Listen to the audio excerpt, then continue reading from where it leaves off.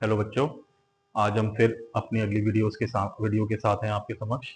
तो आज हम थोड़े न्यूमेरिकल्स करेंगे बच्चों। तो problem based on current and electricity. तो सबसे पहला क्वेश्चन देखो बच्चों, मैंने आपके सामने रखा है। A bulb of 100 watt 220 volt has been connected to 110 supply. Determine the new efficiency of the bulb. A 200 watt, B 25 watt, C 100 watt and D 125 watt. तो बच्चों हम क्या करेंगे, सबसे पहले हम देखेंगे कि हमारे पास पावर क्या है। तो पावर से हम रेजिस्टेंस निकाल सकते हैं। हमने पिछली वीडियोस में देखा है कि अगर हम फॉर्मूला लगाए पावर का वी स्क्वायर बाय आर, तो वी हमारे पास 220 है और आर हमारे पास 100 वॉट है। तो अगर हम देखें तो 484 ओम का हमारे पास रेजिस्टेंस आता है। अब हमें नई पावर कैलकुलेट करनी है, जिसमें हमने जो नई एफिशिएंसी, जो नई वोल्टेज हमने सप्लाई दी वो 110 वोल्ट है। तो हम लिखेंगे वी डैश का square upon R. V dash बेटा 110 है, तो हम 110 यूज करेंगे 110। और आर हमारे पास कितना है, 484। तो हम काटेंगे नहीं। तो बेटा देखो हमारे पास हो जाएगा 11 10 जा 11 4 जा 44, 11 4 जा 44, 11 10 जा 11 4 जा 44, 100 अपॉन 4 हो जाएगा। तो हमारे पास कितना आ जाएगा, 25 वॉट। तो बेटा 25 वॉट की हमारे पास एफिशिएंसी हो जाएगी। अगर हमें इसी क्वेश्चन को बेटा हम शॉर्टकट भी अप्लाई करके कर सकते हैं।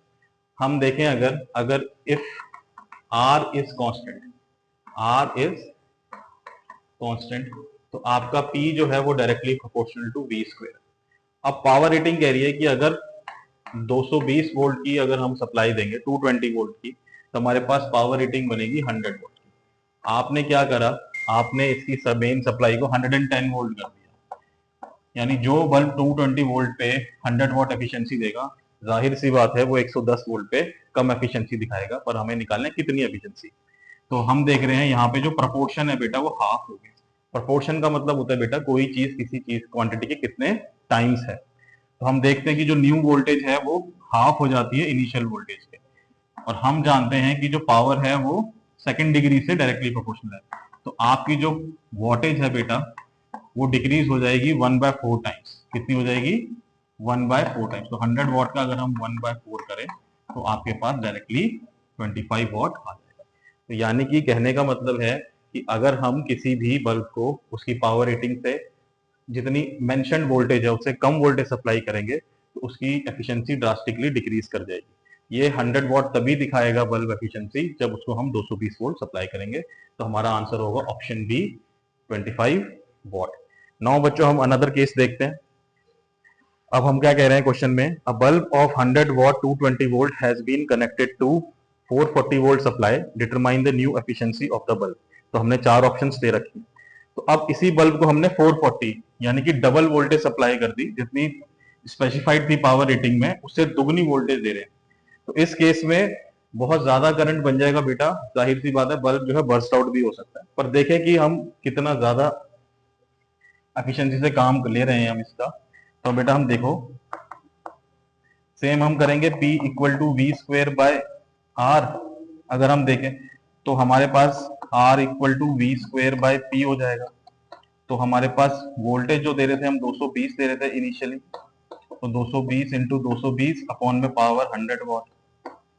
तो आपके पास 484 ओम का रेजिस्टेंस है। ये ट्रेडिशनल मेथड है बच्चों। और उसके बाद हम देखेंगे कि हमने जो नई पावर हमें निकालनी है वो नई वोल्टेज के हिसाब से निकालेंगे। रेजिस्टेंस उतना ही रहेगा। तो नई वोल्टेज आपकी है 440 वोल्ट। तो 440 इंटू 440 अपॉन में आर, आर आप 484 ओम निकाल चुके हैं। तो 4 11 जा 4 1 जा 4 2 जा 4 1 जा। फिर हम 11 10 जा कर लेते हैं, 11 11 जा 11 4 जा 11 10 जा बच्चों, ये 11 10 जा होगा। और ये हमारे पास क्या होगा, 11 4 जा 11 10 जा 11 1 जा 11 और 11 4 जा 44। आपको दिख रहा है ये 400 वॉट की एफिशिएंसी से काम कर रहा है। तो आप 100 वॉट के बल्ब को 400 वॉट की एफिशिएंसी से काम करोगे तो जाहिर सी बात है ये बर्स्ट आउट होगा। और अगर हम देखें कि शॉर्टकट मेथड लगाते हैं, अगर हम P is directly proportional to V square, तो 220 वोल्ट की सप्लाई पे आपका बल्ब 100 वॉट की एफिशिएंसी दिखा रहा था। इसी को अगर हम 440 वोल्ट अगर हम दे दें तो हमने प्रोपोर्शन कर दिया बेटा डबल। मैंने अभी भी बोला कि प्रोपोर्शन होता है कि कोई क्वांटिटी किसी क्वांटिटी के कितने टाइम्स है। तो 220 और 440 यानी कि न्यू वोल्टेज डबल हो गई है। तो हम देखते हैं सेकंड डिग्री से प्रोपोर्शनल है, तो हम क्या बोलेंगे 2 का स्क्वायर। तो हमारे पास नई पावर आ जाएगी 400 वॉट।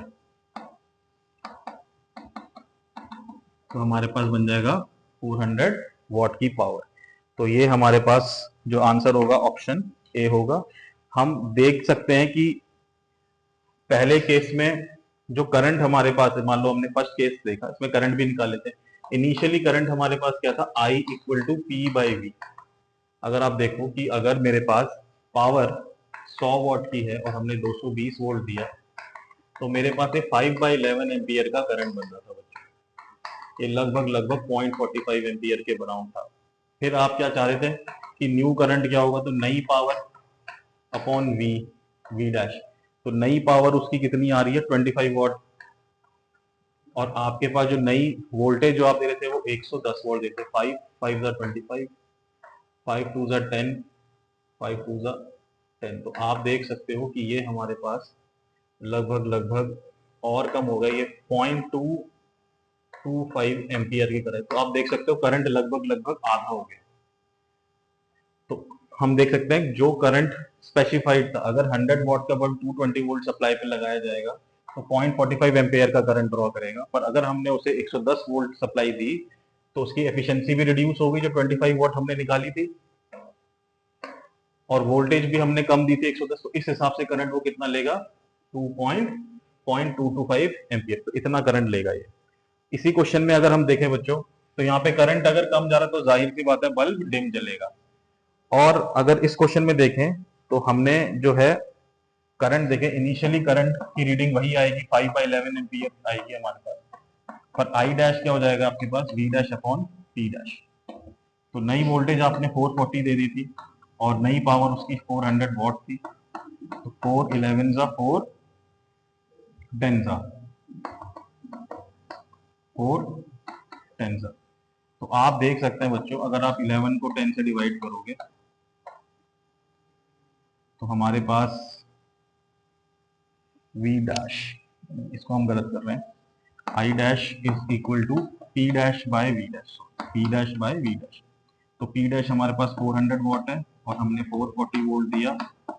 4 10 ज़ा 4, 4 10 ज़ा 40 और 4 11 ज़ा 44। तो बच्चों आप देख सकते हैं पॉइंट लगभग लगभग आपके पास 0.9 एम्पियर का करंट बन रहा है, यानी कि इस करंट से लगभग दुगना करंट अब इस बल्ब के पास जा रहा है, जो इसके करंट ड्रॉन की कैपेसिटी से ज्यादा है, इसलिए ये बल्ब बर्स्ट आउट कर जाएगा। तो आप होप आपको ये क्वेश्चन समझ में आया होगा। नाउ बच्चों हम एक दूसरा क्वेश्चन करते हैं।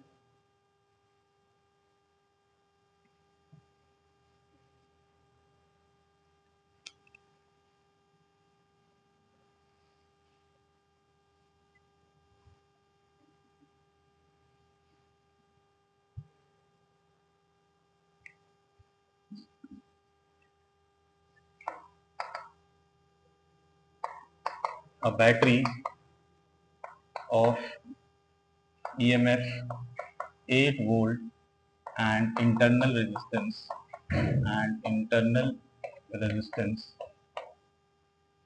0.5 ohm has been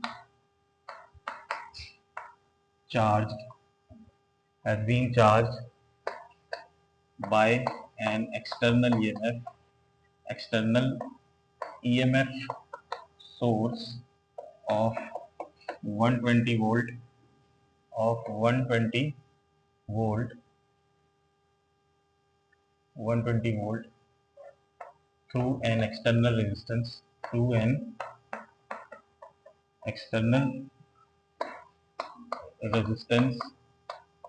of 15.5 ohm. 15.5 ohm. Find the terminal potential drop across the 8 volt battery. 8 volt battery. देखो बच्चों, इस क्वेश्चन के अंदर हम एक 8 वोल्ट की बैटरी को चार्ज करने की कोशिश कर रहे हैं एक दूसरी बैटरी से जिसका पोटेंशियल ड्रॉप है 120 वोल्ट। 8 वोल्ट की बैटरी का अपना खुद का इंटर रेजिस्टेंस 0.5 ओम है। हमने जो है एक्सटर्नल ईएमएफ सोर्स का यानी कि जो दूसरी बैटरी है उसका कोई इंटर रेजिस्टेंस नहीं दिया तो हम नेग्लिजिबल मान लेंगे, पर ये सारा का सारा प्रोसेस 15.5 ओम के अक्रॉस रेजिस्टेंस के साथ हो रही है। तो अगर मैं इसका सर्किट डायग्राम दिखाऊं बच्चों आपको, तो कुछ आपको ऐसे दिखेगा।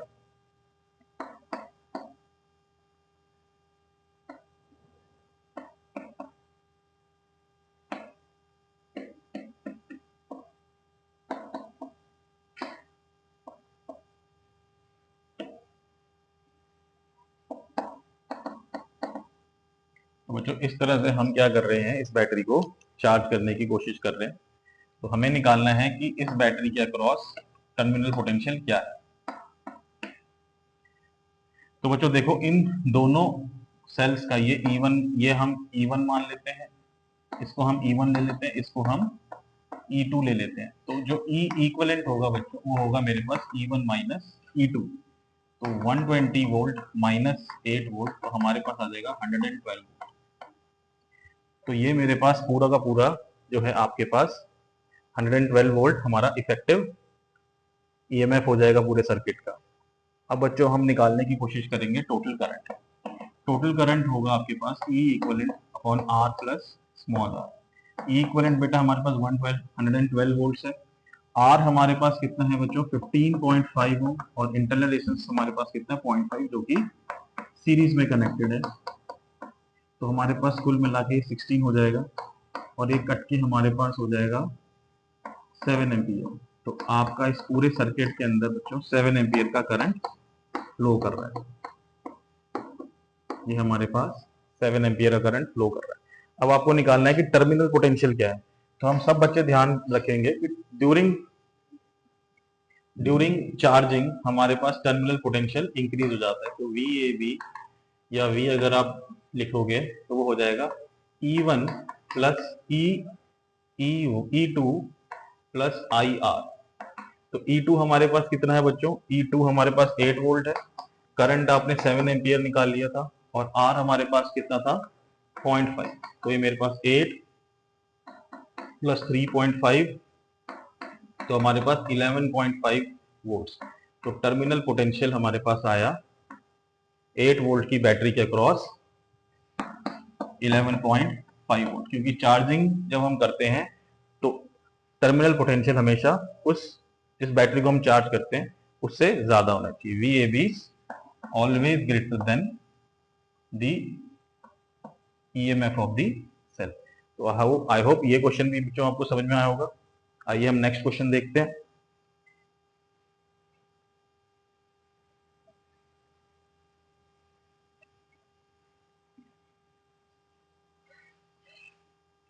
ये बेटा हमने बल्ब लगा रखे हैं,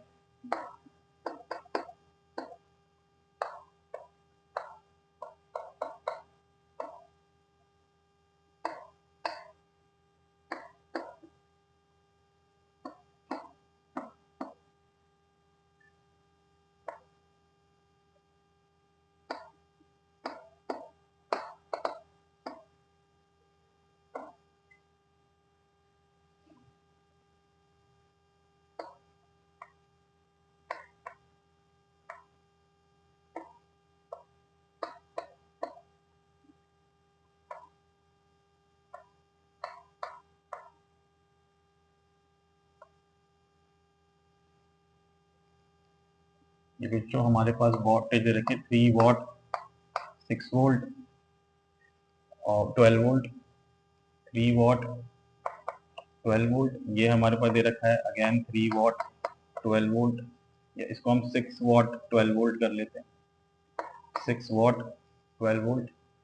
और ये हमारे पास दे रखा है, लेट सपोज करो कि 9 वॉट 12 वोल्ट, और ये हमने सारा का सारा 12 वोल्ट बैटरी से सप्लाई कर रखा है। तो हमें निकालना है, हमें निकालिए बल्ब 1 है, ये बल्ब 2 है, ये बल्ब 3 है।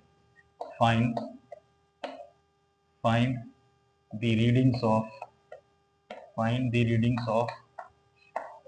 Ammeter A1, A2 and A3। And voltmeter V1, V2 and V3 and V।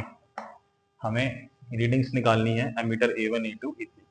तो बच्चों हम क्या करेंगे, पहले हम इन सभी का हम इफेक्टिव वोल्टेज निकाल लेते हैं।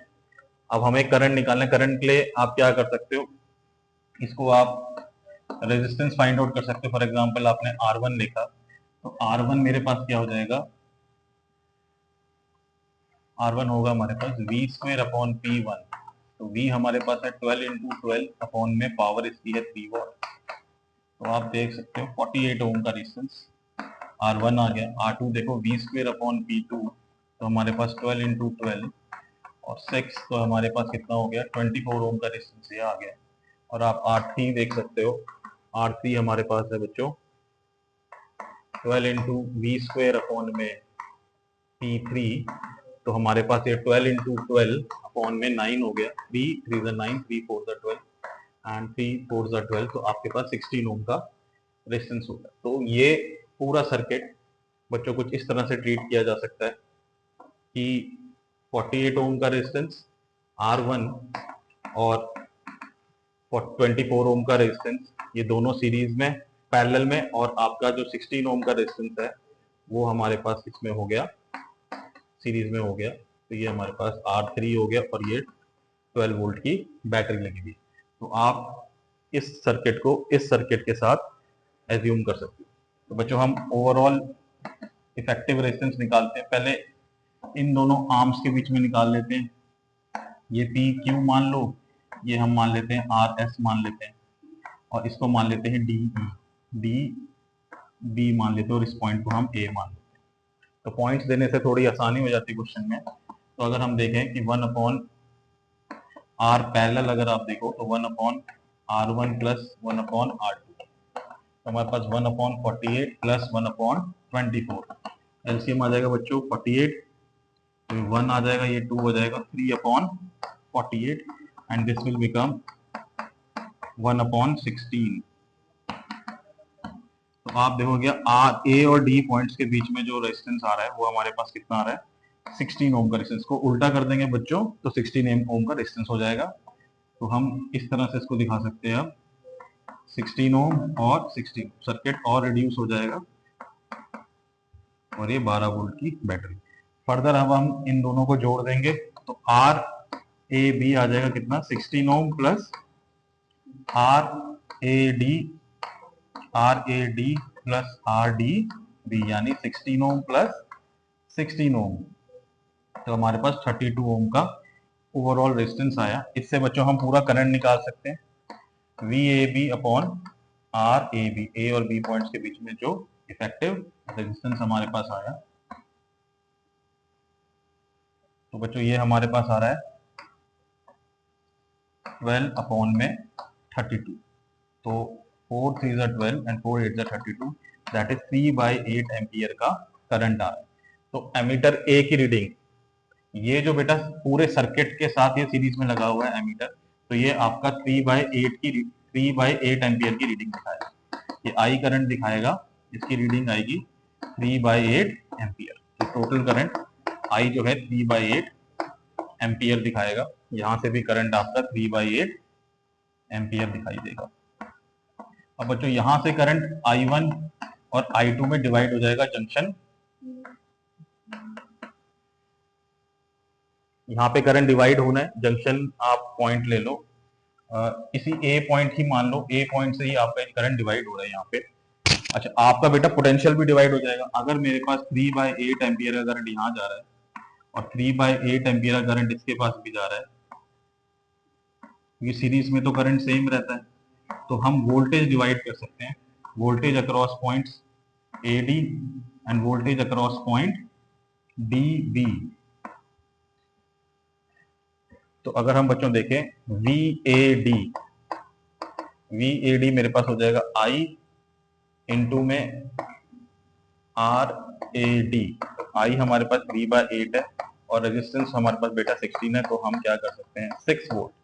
तो इस पूरी ब्रांच के अक्रॉस 6 वोल्ट का पोटेंशियल ड्रॉप जा रहा है।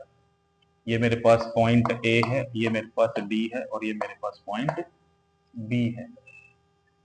तो 6 वोल्ट जा रहा है। इसी तरह से हम वी डी बी देख लेते हैं। वी डी हमारे पास क्या होगा, आर इंटू में डी बी, तो 3/8 इंटू में मेरे पास जो रेजिस्टेंस है वो 16 का ही है, तो उसके अक्रॉस भी उतना ही जाएगा, तो हमारे पास 6 वोल्ट। तो हमारे पास बच्चों ये भी 6 वोल्ट का ही रेजिस्टेंस वोल्टेज हमारे पास जाएगा अक्रॉस बोथ रेजिस्टेंस, यानी कि जो आपका V1 है पैरेलल में सेम जाता तो ये भी 6 वोल्ट दिखाएगा, V2 भी हमारे पास 6 वोल्ट की रीडिंग दिखाएगा और V3 के पास भी 6 वोल्ट जा रहा है, तो ये हमारे पास 6 वोल्ट की रीडिंग दिखाएगा। फिर बच्चों अगर हम I1 करंट देखें, अब हमारे पास यहाँ पे 6 वोल्ट जा रहा है बच्चों और इसके पास भी हमारे पास 6 वोल्ट जा रहा है, तो इससे मैं I1 करंट भी निकाल सकता हूँ। I1 करंट होगा V upon V P Q upon में R1। तो P और Q के बीच में बच्चों 6 वोल्ट का पोटेंशियल है और रेजिस्टेंस हमारे पास 48 है, तो हम बोलेंगे डिवाइड करेंगे तो 1/8 एम्पियर का करंट बच्चों हमारे पास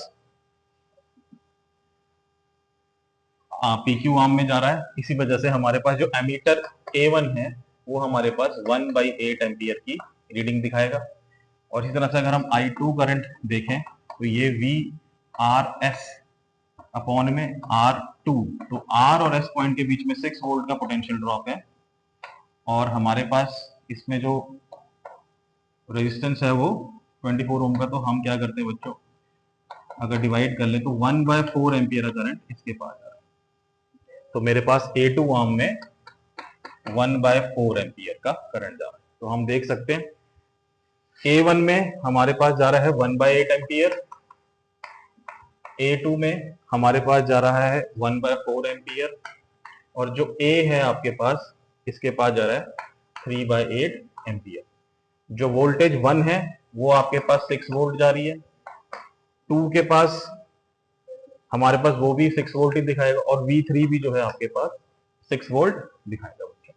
अगर आप ये टोटल कर लें, देखो 1/8 को अगर आप 1/4 से जोड़ने की कोशिश करें, अगर हम देखें I equal to I1 plus I2 होना चाहिए, तो I1 हमारे पास है 1/8 एम्पियर एंड I2 हमारे पास है 1/4 एम्पियर।